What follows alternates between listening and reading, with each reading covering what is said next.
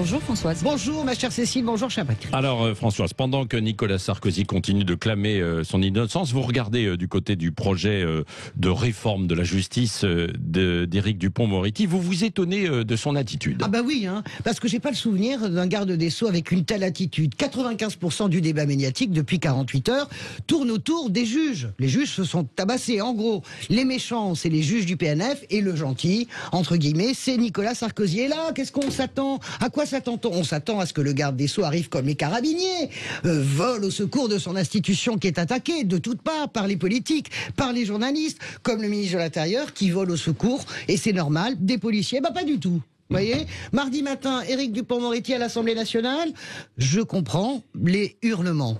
Éric Dupond-Moretti, hier matin, sur une grande radio, pour ne pas la nommer France Inter, je comprends les hurlements. Il dit pas, n'attaquez pas la justice, mais je comprends les hurlements. Il dit juste, je comprends les hurlements. Alors on comprend que le même Éric Dupond-Moretti, quand il était avocat dans son ancienne vie, a traité les enquêteurs du parquet national financier de barbouzes. On comprend aussi qu'en tant que garde des Sceaux, il a lui-même commandité... Barbouz, il avait dit, oui. Barbouze, grave.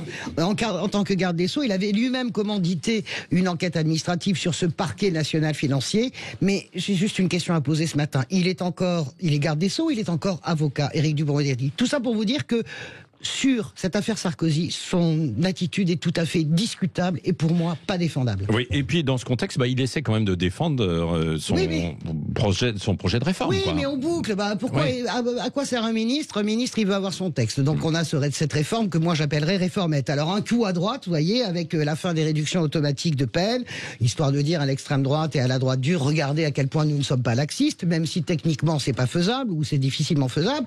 Et plus important dans la période, et c'est là qu'on retombe sur l'affaire Sarkozy, limitation des enquêtes préliminaires à 2 ans, 6 ans dans les affaires des écoutes, et secret absolu des conversations entre un client et son avocat. Il développe ces thèmes, et par hasard, comme par hasard, ces thèmes constituent la principale défense de Nicolas Sarkozy dans l'affaire des écoutes. Je dis pas qu'il le fait exprès, mais je dis quand même que ça crée un vrai malaise. Le garde des Sceaux donne le sentiment d'être avant tout le défenseur des avocats. C'est un vrai problème, car en tant que ministre de la Justice, il se doit de créer l'harmonie, si ce n'est la concorde, entre les avocats et les magistrats.